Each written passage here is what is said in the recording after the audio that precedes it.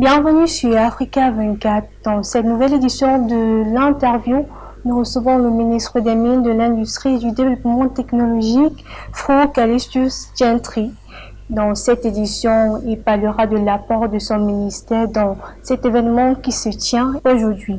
Monsieur le ministre, bienvenue sur Africa 24. Merci. Alors, vous êtes l'un des acteurs clés de cet événement. Quelle est l'importance de cet événement pour votre ministère? Pour nous, c'est une opportunité d'annoncer la transition. Vous connaissez, le Cameroun est connu comme un pays à grand potentiel minier, mais en 2022, pendant son discours de fin d'année, le président a annoncé le démarrage effectif de 3 projets miniers. Donc c'est pour nous de passer de cette appellation de pays à potentiel à pays à production. Et pour réaliser ces défis, nous avons identifié 12 projets miniers clés, classifiés en court terme, moyen terme et à long terme. Pour le projet à court terme, nous avons 3 projets de fer. Le projet de Mbalam, qui est un grand projet en réalisation avec le Congo, le projet Sino-Steel par les Chinois, le projet Grand Zambie, toujours au sud. Ces 3 projets ont la capacité de voir le démarrage effectif cette année. Et sur cette, on peut aussi ajouter le projet Cobalt Nickel, l'un des plus grands en Afrique, et le projet de l'or de Kodias. Ça, ce sont les projets à court terme. Ça veut dire le projet qui peut démarrer d'ici 1 an. Sur ça, on peut ajouter le projet à moyen terme. Ici aussi, on a 5 projets. 2 projets de fer. Projet de fer de Seka, projet de fer d'Nkout, celui d'Ntem. Et puis, on a le projet de Routil. Vous savez, le Cameroun a été, avant la guerre, pendant la Deuxième Guerre mondiale, parmi les 5 producteurs mondiaux de la titane.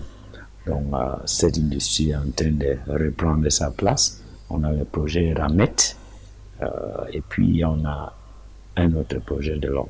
Ces projets ont la capacité de démarrer d'ici 2 ans. Et finalement, on a 2 projets. Le projet de bauxite de Minimatap et le projet de l'or à Bibimi. Ce sont les projets qu'on désigne le projet à long terme qui peut démarrer d'ici 3 ans. Donc c'est une opportunité de dire que nous, on va passer d'un pays de potentiel à un pays à production, et le code minier prévoit que tout ce qui sort de ce secteur, 15% doit être transformé au Cameroun. Et pour nous, les ELCAF arrivent à un moment opportun. Le Cameroun, d'ailleurs, par sa position géographique, se situe entre l'Afrique de l'Ouest, CEDEAO, et l'Afrique centrale. Donc même avant, le Cameroun a déjà entamé le projet de coopération avec, par exemple, le fer de Congo est traité ensemble avec le Congo. Le port de Kribi, c'est le port où beaucoup de pays, le Congo, le Gabon et le Cameroun y compris, vont exporter leur fer. Donc pour nous, les ECLAF, c'est une grande opportunité où cette transformation va trouver un grand marché. Qu'est-ce qui pose problème aujourd'hui au développement de l'industrialisation en Afrique, en particulier au Cameroun? Quelles sont les solutions que vous avez mises en place par le gouvernement camerounais? Sans transformation, l'Afrique va rester pauvre. Si je prends le cas de bauxite, si le bauxite pur est vendu à $40, si c'est transformé en alumine, on peut vendre ça à $400. Si c'est transformé en aluminium, on passe à des milliers de dollars. Donc pour nous, la transformation n'est pas négociable. Et beaucoup d'éléments sont déjà réunis. Les éléments comme l'énergie, les éléments d'infrastructure, les éléments d'incitation. Au Cameroun, on a le code minier. Au Cameroun, on a aussi les incitations de 2013. Et sur ça, on a le projet, le plan directeur d'industrialisation qui a essayé de restructurer et regrouper toute cette activité en filières.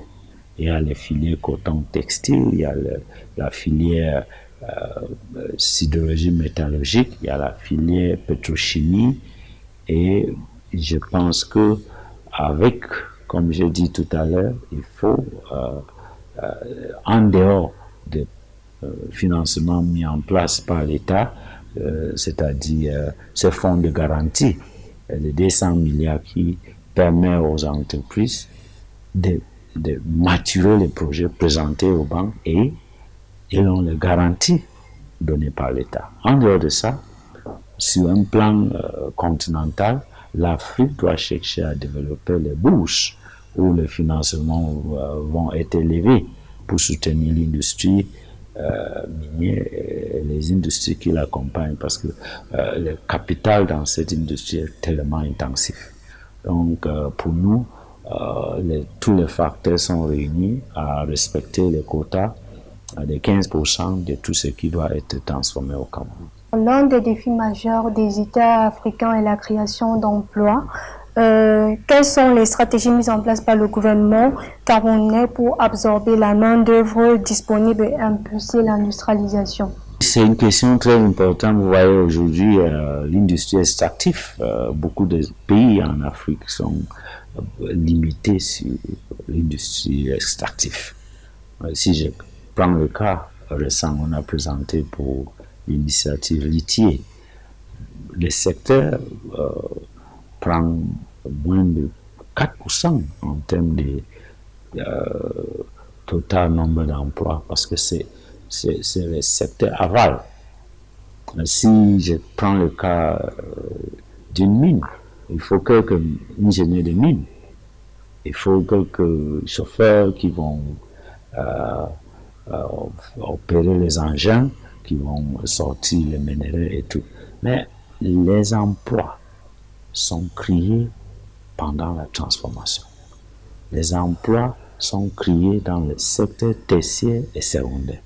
Et ça reste un défi pour nous. Néanmoins, il y a, dans le cadre législatif, il y a les quotas, il y a le contenu local, qui est, toutes les sociétés étrangères doivent au moins employer un certain nombre de locaux comme exigence. Et malgré ça, je dis toujours qu'il faut travailler vers la transformation. Parce que là où la transformation a lieu, c'est là où les emplois vont être générés. Même quelqu'un peut rester à Londres, et il va spéculer les prix du pétrole quand le bateau quitte l'Afrique pour arriver quelqu'un. Il devient milliardaire. Alors, celui qui produit la matière première va toujours rester pauvre s'il ne s'engage pas dans le secteur secondaire et tertiaire. Quel message avez-vous à passer aux acteurs qui souhaitent s'engager dans l'industrialisation? La matière première d'abord, pour nous, comme le projet minier demain, je vous assure, au moins 3 projets miniers vont être lancés au Cameroun cette année. Après la phase de construction, il y aura la matière première. Et vous imaginez, aujourd'hui, tout ce qui est fait comme des produits de fer, c'est les ferrailles ramassées partout. Et parfois, il y a les entrants dangereux où on met dans les fours et il y a les accidents.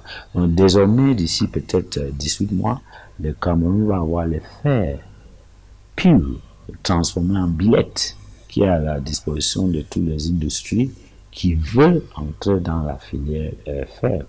Donc, je veux dire que l'opportunité est là, non seulement dans le secteur minier. L'État vient de lancer un projet appelé projet de plaine centrale, qui envisage de mettre à la disposition du Cameroun 1 500 000 hectares de terre pour produire les choses très très sollicitées à l'industrie, comme le maïs, le maïs, les brasseries du Cameroun importent le maïs. Alors, ce bassin de production va offrir la matière première. Je pense que le moment est venu avec Zecraft. Il y a vraiment un potentiel, il y a tous les accompagnements financiers, il y a toutes les incitations que beaucoup de gens peuvent se regrouper avec les partenaires étrangers, avec les partenaires locaux et même, pourquoi pas, aller vers la bourse locale, trouver le financement pour s'engager dans ce secteur prioritaire. Merci, Monsieur le ministre, d'avoir répondu à nos questions. Merci. C'est tout pour cette édition de l'interview. Restez scotchés pour la suite des programmes sur nos antennes.